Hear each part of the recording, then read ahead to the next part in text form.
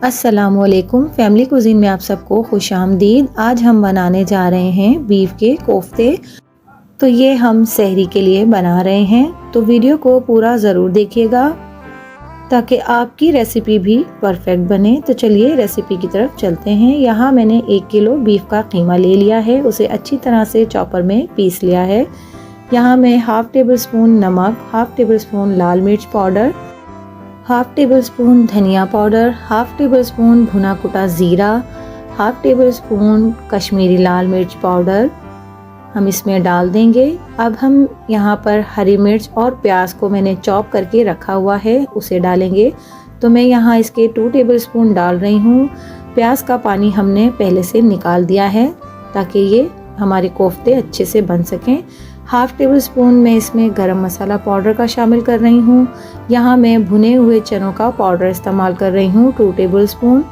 1 अदद अंडा हम इसमें तोड़कर डाल देंगे। और इन तमाम चीज़ों को डालने के बाद यहाँ पे 1 टेबल स्पून में लहसुन अदरक का पेस्ट इसमें शामिल करूँगी और हाथ की मदद से इन तमाम मसालों को कीमे में अच्छी तरह से मैं मिक्स कर लूँगी। तो यहाँ हमने अच्छी तरह से कीमे में मसाले को मिक्स कर लिया है। कढ़ाई में मैं हाफ़ कप ऑयल डालूंगी।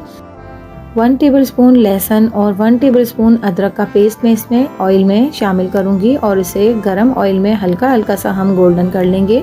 बहुत ज़्यादा हमें इसे जलाना नहीं है, बिल्कुल हल्का सा हमें इसे सुनहरा करना है। इसके बाद हम 1 कप भर के इसमें ब्राउन प्याज का, तली हुई प्याज का शामिल करेंगे और इसे अच्छी तरह से हम तेल में फ्राई करेंगे। इसके बाद हम यहाँ पर हाफ़ कप पानी का शामिल कर देंगे ताकि ये अच्छी तरह से गल जाए।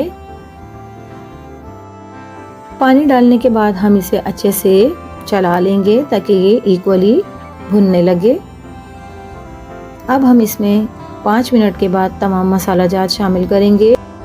1 टेबल स्पून कश्मीरी लाल मिर्च पाउडर, हाफ़ टेबल स्पून गरम मसाला, 1 टेबल स्पून धनिया पाउडर, 1 टेबल स्पून लाल मिर्च पाउडर और हस्बे ज़ायक़ा हम इसमें नमक का शामिल करेंगे और इसे बहुत अच्छे से हमने भून लेना है मसाले को। मसाले के भुनने की निशानी ये होगी कि इस पर हमारे बबल्स आना शुरू हो जाएंगे, तो आप समझ जाइएगा कि मसाला हमारा अच्छी तरह से भुन चुका है। देखिए इसमें बबल्स आने लगे हैं। अब हम यहाँ 1 प्याली भरकर दही का शामिल करेंगे। पहले हम इसे इसी की जगह पर स्पून की मदद से हिलाएंगे, अच्छी तरह से मिक्स करेंगे और इसे फिर पूरे मसाले में मिला लेंगे। तो यहाँ हमने दही को आहिस्ता आहिस्ता पूरे मसाले में मिक्स कर लिया है। तो देखिए ये हमारा मसाला अच्छे से भुनना शुरू हो गया है। तो अब हम यहाँ कीमे की तरफ आते हैं। यहाँ हमारा कीमा तैयार हो चुका है।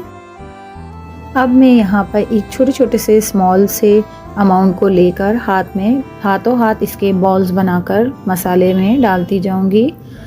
तो मैं यहाँ पर हाथों हाथ मसाले में बॉल्स को बनाकर डाल रही हूँ। पहले से बनाकर रखने से हमारा टाइम भी बहुत वेस्ट होता है। इस तरह से एक तरफ मसाला भुनता है और एक तरफ हम इसे बनाकर डालते जाते हैं, तो झटपट से ही हमारा काम हो जाता है।